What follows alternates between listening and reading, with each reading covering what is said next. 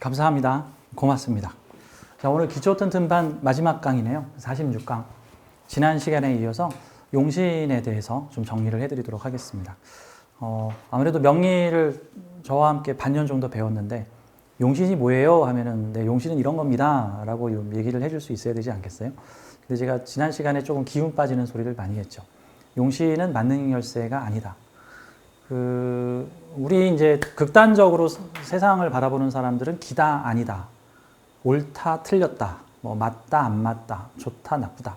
근데 이게 이분법으로 이게 분류를 하는데 사실 우리는 운명을 대하는 자세, 특히 이제 운명을 대하는 이 명리학을 공부를 할 때 이게 이분법으로 나누지 말고요. 대부분의 인생은 그 중간 어딘가예요. 그 뭐 완벽하게 좋은 사람, 완벽하게 나쁜 사람 없잖아요. 적당히 좋고, 적당히 나쁘고, 이럴 땐 좋은 사람인데 저럴 땐 나쁜 사람이고, 뭐 20대 땐 좋았는데 30대 땐 좀 안 좋을 수도 있고. 그러니까 용신을 찾는 부분도 절대적으로 좋은 글자고 또 절대적으로 나쁜 글자다. 이런 식으로 보지 말고 용신론 역시도 용신은 필요한 것이다. 배워야 한다. 아니다. 용신 필요 없다. 이런 식으로 이분법으로 보지 말자고요. 그러니까 적절히 필요한 요소도 있고 하지만 너무 빠지면 부작용이 생기고 비타민도 적당히 먹으면 몸에 좋은데 과도하게 먹으면 중독증이 나타날 수도 있는 것처럼 현재 대한민국 업계에서 이 용신론에 대해서 크게 이렇게 보면 돼요. 용신을 되게 중요시 여기는 선생님들과 다음에 용신 무용론을 또 주장하시는 선생님으로 크게 두 진영으로 나눌 수가 있습니다. 용신 무용론과 용신 중요하다라고 보는 이제 학파라든가 또는 자신의 가치관, 사상, 주관 뭐 이런 거에 따라서 달라지는데 호신쌤은 어딥니까? 그러면 전 중간에 박쥐예요. 박쥐 이렇게.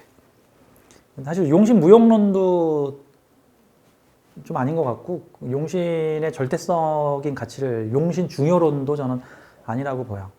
그러니까 적절하게 필요한 도구이지만 맹신할 사항은 아니다 같은 거죠. 예를 들어서 병원에 엑스레이가 있는데 엑스레이 만능론을 주장하는 사람이 있어. 엑스레이로 다 고친다. 그렇죠? 일부는 맞는 말인 것 같은데 일부는 안 맞는 말인 것 같죠. 어떤 환자든지 다 가서 엑스레이를 찍어버려 막 이러고 엑스레이 자꾸 찍으면 뭐 백혈구가 준다면서요. 그렇죠? 근데 또 어떤 분은 엑스레이 중요론의 반기를 들고 엑스레이 필요 없다. 엑스레이 없어도 다 병 고칠 수 있다. 왜 엑스레이에 그럼 안 찍힌 신경통은 그럼 없는 병이고 뭐 엑스레이 찍히는 관절염만 있는 병이냐. 뭐 이럴 수도 있는 거잖아. 그렇죠? 엑스레이 만능론으로. 엑스레이는 뼈와 관련된 관절이나 뭐 장기에 좀 손상이 입었을 때 쉽게 볼 수는 있지만 뭐 신경증적인 요소나 뭐 림프 뭐 이런 거는 엑스레이로 안 나오잖아. 그러면 그건 다른 요법을 써야 되는 뭐 화학요법을 쓰든지 뭐 다른 뭐 혈액 검사를 하든지 유전자 검사를 하든지 해야 되는 거지. 그러니까 엑스레이는 필요한 요소이지만 절대적인 요소는 아니다라고 보면 되겠죠. 명리학의 용신론도 마찬가지예요. 필요한 요소지만 절대적인 요소는 아니다. 그런데 왜 자꾸 용신론에 너무 빠지지 말라라고 제가 지난 시간에 강조를 했냐 하면 자꾸 용신론에 빠져드는 사람이 많아서 엑스레이를 배우더니 세상 모든 환자를 다 엑스레이 찍어서 엑스레이 안 나오면 환자가 아니고 엑스레이에 찍히면 환자고 뭐 이렇게만 보지 마라. 이런 관점이에요. 그러니까 어떤 이제 사주를 풀다 보면은 이 사주는 이용신법에 적합한 사주구나. 이 사주는 이용신법에 적합하구나. 이 사주는 용신법의 적용이 좀 어려운 사주구나. 이런 형태로 볼 수가 있는 거예요.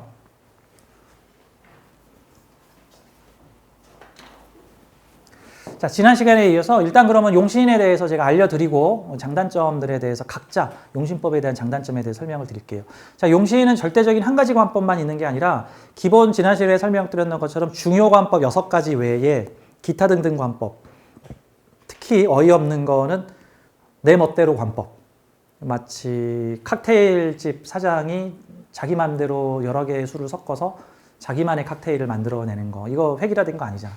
그러니까 일단은 주로 쓰는 우리 6개의 이 관법에 대해서 배워보도록 하죠.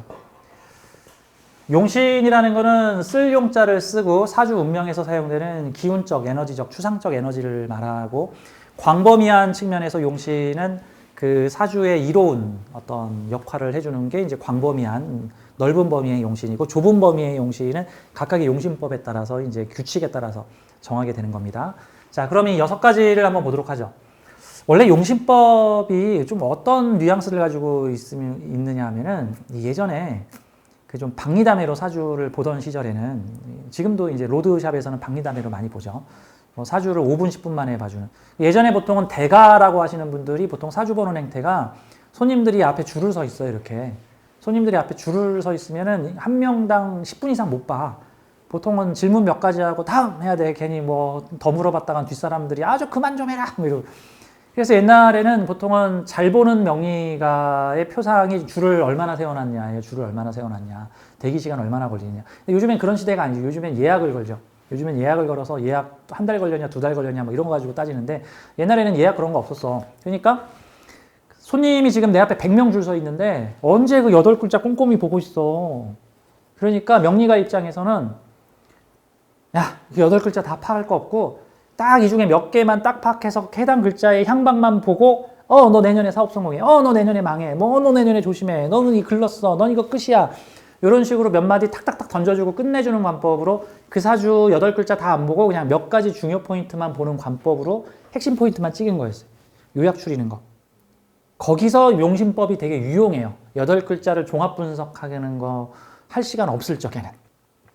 그래서 이제 사주를 이제 간략하게 그냥 훑어서 포인트 몇 개만 정한다. 그럴 때는 유용을 한데 사주를 좀 더 심층적으로 진중하게 상세하게 본다라는 측면에서는 이제 용신의 비중이 그만큼 줄어드는 거죠. 다른 글자 8개의 글자의 하나하나 역할들을 찾아서 어떤 운에는 요 글자가 활용되고 어떤 운에는 요 글자가 활용되고 현재 당신의 직업에 비추어서 요 글자가 활용되고 있고 요 글자는 활용이 안 되고 있는데 굳이 활용 안 해도 상관없고 또는 요 글자를 활용한다면 당신 직업에도 도움이 되겠고 이런 거는 이제 좀 더 심층적으로 진지하게 이제 바라보는 측면이겠죠.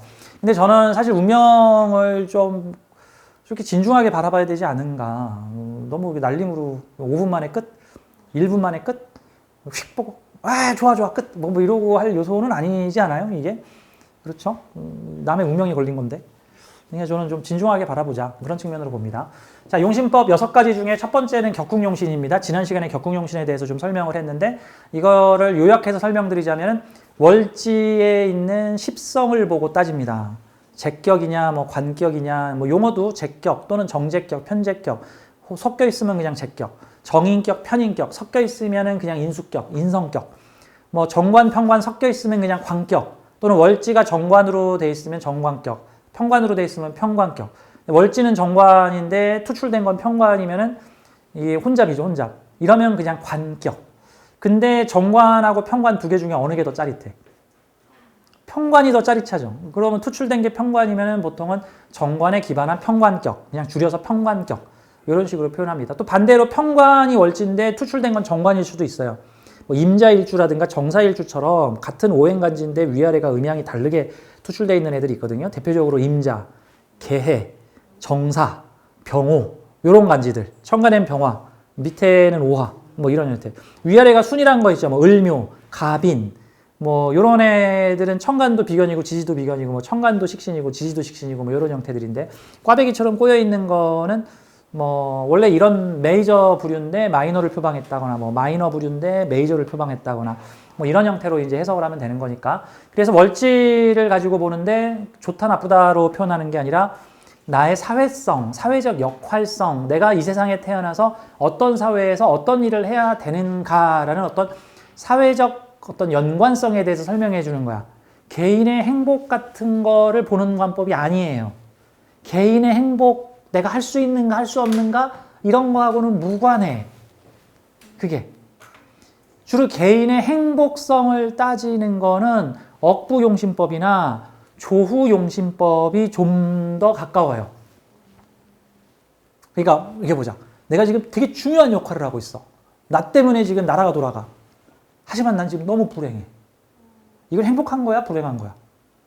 사회적 입장에서는 행복한 거고 개인적 입장에서는 불행한 거네. 뭐 대표적인 인물 누가 있을까? 이순신 장군. 지금 임진왜란 중에 이순신 장군은 지금 내가 지금 12척 가지고 지금 저걸 때려 막아야 돼. 안 그러면 한양이 함락돼. 그 서해바다에서 이순신 장군이 일본군의 배를 막지 않으면은 걔네들이 부산에서부터 육지로 올라갈 이유가 없어. 그냥 그대로 배 타고 그냥 한강으로 가서 서울로 가버리면 돼. 평양까지 가버리면 돼, 배 타고. 그래서 서해 바다를 막아야 돼. 근데 만약에 서해 바다를 막아버리면은 일본 애들은 동쪽으로만 가야 되는데 동쪽으로 가면 거기에 우리나라 태백산맥이 가로막고 있어서 동쪽에 상륙을 하면 걔네들이 개고생을 하기 때문에 일본 애들이 어떻게든 서쪽 바다를 뚫어서 한 번에 점령을 하려고 했는데 세상에 서해 바다에 이순신 장군이 이거 막 딱 들어맞고 앉아가지고 일본 배들을 오른쪽 쪽 박살을 내버리네. 자, 이순신 장군은 사회적으로 매우 훌륭하지만 힘들고 어려운 일을 하고 있는데 개인적으로 그걸 행복하다고 봐야 될까? 이제 그분의 사회적 인식이 국가와 나를 동일시한다 그러면 행복하게 생각을 할 거고 국가와 나를 동일시하지 않는다 그러면 불행하다고 생각을 하겠죠. 결국 나의 영역의 행복의 영역을 내 개인으로만 두게 되면 남들이 행복하든 말건 내가 행복해야 행복한 거고 나의 영역을 가족으로 이렇게 조금 더 확장을 하게 되면은 내가 좀 힘들더라도 가족이 행복하면 난 평균점으로 냈을 때 행복한 거야. 나의 영역을 가족보다 더 넓혀가지고 집안 또는 사회 뭐 이런 곳으로 좀 더 확장을 시키면 내가 좀 힘들더라도 우리 집안 잘 되고 우리나라 잘 되고 그러면 행복한 거야. 그래서 어떤 사람은 청와대 문지기를 하고 있는데 청와대가 바로 나다. 대통령 탄핵은 바로 나의 멸망이다. 뭐 이런 식으로 내가 일하는 직장과 나를 동일시해서 내가 다니던 회사가 망해서 나는 불행하다. 이런 사람도 있는 거고 나와 회사를 동일시하는 거. 나는 그러니까 당신은 누구입니까? 그랬더니 김말동입니다. 이렇게 해요. 저는 삼성맨입니다. 뭐 이렇게 얘기하시는 분들 있죠. 그게 일종의 회사와 나를 동일시하는 형태죠. 그 사람은 회사 무너지면 내가 무너지는 거야. 이제 이런 때. 왜냐하면 나를 내세우지 않고 내가 다니는 회사. 어떤 분은 내가 타고 있는 차를 내세우는 분, 어떤 분은 백을 내세우는 분, 어떤 분은 내 남편이나 내 배우자, 어떤 분은 내 자식을 내세우는 분이 있죠. 그러니까 나이가 한 60, 70 되시면 주로 나를 내세우죠. 내 자식이 서울대 나와서 이번에 무슨 직장에 간 아무개야. 이번에 뉴스에도 나왔어. 그분은 지금 내가 문제가 아니야. 자식 무너지면 나도 무너지는 거야. 동일시. 결국 행복의 기준도 달라져요. 자, 그 용신법에 대해서 좀 더 구분을 할게요. 이 격국용신은 장점은 규칙이 정해져 있다. 그래서 답이 정해져 있다. 그래서 비교적 체계화되어 있어서 비교적 사용 빈도가 높다. 명리계에서. 사주를 푸시는 분 10분 중에 보통은 3분에서 4분 정도가 격국용신법을 차용을 뭐 적극적으로 하시는 분도 있고 그냥 부분적으로 하시는 분도 있습니다. 호신쌤이나 저의 스승님이신 서우당 사부님 같은 경우에는 보통은 용신 하면은 격국용신에 대해서만 얘기를 하지 기타 억부용신이나 조우용신에 대해서는 그다음 언급을 하지 않는 편입니다. 저는 조우용신 얘기할 때 조우용신이라고 안 하고요. 그냥 조후가라는 식으로 저는 얘기를 해요. 억부용신은 보통 거의 일체 얘기 안 하는 편이고 통관용신이나 소통용신도 보통 다른 표현을 하지 이 글자는 통관용신이기 때문에 라는 말을 저는 10년 동안 한 번도 한 적이 없어요. 그러니까 저나 저희 사부님, 서구당 우리 명담제에서 말하는 뭐 용신이라고 표시를 하고 있으면 그건 그냥 무조건 격국용신을 말하는 거다. 그리고 격국용신은 좋다 나쁘다라는 기준이 아니라 그 사람의 사회성에 대해서 얘기를 하고 있고 사회적인 임무 역할이에요. 사회적 임무 역할, 개인적인 게 아니라 사회적인 임무 역할인 겁니다. 그러니까 왜냐하면 이 격국론이 만들어지던 이 설하고 심효첨 선생님이 그 관료 엘리트들을 중심으로 사주 샘플을 연구를 하여 그 어떤 주로 관료라든가 어떤 사회적 역할을 잘하는 사람들의 사주를 중심으로 보다 보니까 사회적 역할을 잘하면 정격, 사회적 역할을 잘 하지 못하거나 중간에 삐끗하면 파격 해가지고 어떤 일정한 규칙을 정해서 그 규칙에 맞는 사주는 정격, 규칙에서 조금이라도 어긋나 있으면 파격. 근데 아이러니하게도 규칙에 맞는 정격은 20개에 1개 될까 말까 하고 20개 중에 18개, 19개는 다 파격. 그러니까 어떤 면에서는 파격이 정상이고 정격이 비정상이다. 비율로 봤을 때는 여러분 눈 2개 달린 나라에 눈 3개 달린 사람이 살면 누가 정상이에요? 눈 2개 달린 게 정상이잖아. 그쵸? 그죠? 눈 3개 달린 사람은 좀 특이한 사람이거나 뭐 우수한 사람일 수도 있겠지. 뭐. 옛날에 동네 개들이 다 똥 깨이던 시절에는 품종견이 이상한 개였어. 옛날에는. 근데 요즘에는 다 품종견이 되니까 똥개가 신기하죠. 어이구, 솔직히 옛날에 보던 누랭이가 여기 있네. 너는 누랭이도 키우는구나. 요즘엔 다 품종견들이다 보니까. 그런 식이죠. 근데 뭐 그게 좋고 나쁜 거 아니죠. 사실 생존성은 품종견이 생존성이 뛰어나, 똥개가 생존성이 뛰어나. 그치, 누렁이, 똥개, 길에서 자란, 똥 먹고 자란 아이가 옛날에 개들은 저 똥을 먹든가 저 짬밥 처리기였어요. 뭐 지금으로 생각하면 참 어이가 없는데 사람이 먹다 남은 그 짜고 매운 그 찌개 찌꺼기에 짬밥 만들어가지고 음식 쓰레기 다 담아주면 걔가 다 먹었어. 완전 생물학적 음식물 처리기였죠, 그냥. 그러면서 토실토실 잘 자라고, 그러다가 복날 되면 잡아먹고. 내가 어릴 때 어이가 없었던 게 우리 동네 목사님께서 복날반 되면 강아지, 개를 잡아가지고 교인들하고 같이 개고기 파티를 하는데, 그때는 그냥 그러려니 했는데, 요즘 생각해보니까 참, 시대가 많이 변했구나. 뭐 이런 생각이. 저희 집이 산동네였어요, 산동네. 북한산 산 밑에 있어가지고, 저희 집 앞으로 등산객들이 매일 달동네지 한마디로 등산객들이 왔다 갔다 했는데, 이게 산 밑 동네다 보니까 여러분 옛날엔 개를 어디서 잡아요? 산 밑에서. 깊은 산이 아니라 사람 사는 곳과 산의 경계가 개 잡는 곳이 개 잡는 곳. 그래서 난 어릴 때, 이게 좀 과외적인 얘기인데 쓸데없는 얘기 좀 하자면은, 저 어릴 때 충격을 받았던 게, 어느 날 피를 철철 흘리고 온몸에 피를 흘리고 개가 우리 집으로 뛰어들어와 가지고는, 우리 집 주방이 아니라 옛날에는 부엌이었죠, 부엌. 다 바깥에, 화장실도 부엌 바깥에 있었고 재래식 집이었으니까. 우리 집 부엌으로 뛰어들어와서 깽깽깽깽깽깽 하는 거야. 저는 동물을 되게 좋아했기 때문에, 어머 웬 개가 피를 흘리고, 어머 다리도 부러진 것 같아, 이 개가 왜 이래, 이렇게 상처를 받았어, 여기 목줄이 걸려 있어. 근데 내가 그 당시에는 영문을 몰랐는데, 좀 있으니까 대문 밖이 왁자지껄 하고, 우리 부모님이 입구에서 어떤 사람들과 막 얘기를 하더니, 무슨 남자 서너 명이서 내가 그 부엌에서 그 개를 안고, 너 아프겠다, 어떻게 된 거니, 그러고 있는데, 웬 아저씨들이 부엌으로 탁 오더니, 요놈 잡았다 하더니 다시 목을 탁 걸어가지고 목을 탁 조여서 개를, 바둥거리는 애를 데리고, 보니까 산에서 개 잡던 도중에 개가 탈출한 거였어. 원래 산에서 개 잡을 때요, 나무에다가 개 묶어놓고 몽둥이 찜질을 해요. 진짜 잔인하죠. 진짜 지금 생각하면 야만의 첨단이죠. 야만의 첨단. 지금 끔찍해, 지금 생각하면. 그런 개였던 거야. 내가 그때 6살, 7살이었던 때인데, 원래 6살, 7살 때 기억하는 사람 별로 없죠. 저는 6살, 7살 하면 전 산에서 길을 잃었을 때하고, 우리 집 개, 도망친 개를 개 잡는 아저씨들, 그냥 동네 평범한 아저씨들이에요. 동네 평범한 아저씨들. 난 나중에 우리 아버지도 그 중에 한 분이라는 걸 나중에 알았어. 아버지한테 엄청 실망했죠, 이제. 우리 집 진돌이가 없어진 이유가 바로 우리 아버지였구나. 뭐 이런 이유들. 이제, 그냥 그때 동네에서 그랬어. 목사님도 개 잡아먹었는데. 참, 지금 생각해보면 참 어이가 없죠. 저 지금도 그게 내 무의식에 충격으로 다가와서, 이후에 이제 분노를 했죠. 크면서. 내가 그 다음, 내가 한 일주일인가 울었을 거야. 그 꼬맹이가 그 영문을 알고 나서 그 개가 다시 산에 끌려가서 몽둥이 찜질을 당하고 잡아먹혔다는 사실을 알고는 너무너무 충격을 받아가지고 한 일주일인가 울었어. 엉엉 울었어. 계속 눈물이 났어. 계속 눈물이 났었어. 그래서 지금도 기억이 나요. 뭔 얘기하다 또 개 잡는 얘기로 갔는데, 뭔 얘기하다 개 잡는 얘기로 갔죠? 계속 얘기를 해보죠. 자, 이 격국용신, 제가 여기다 좀 내용을 써놨습니다. 월지를 중심으로 여기고요. 좋고 나쁘고의 기준이 아닙니다. 자, 명주의 사회적 책임과 의무 역할에 대해서 얘기를 하는 용신 구분법입니다. 월지를 중요시 여긴다. 격국용신은 일간의 사회적 쓰임과 용도, 어떤 일을 해야 하는가, 나와 사회의 쓰임에 대한 관계, 사회적 장르, 이사주의 사회적 장르, 개인적 장르 아니에요. 개인적 장르는 일지나 시지를 봐야 되는 거고, 사회적 역할이나 사회적 장르는 연주나 월주를 보는 거예요.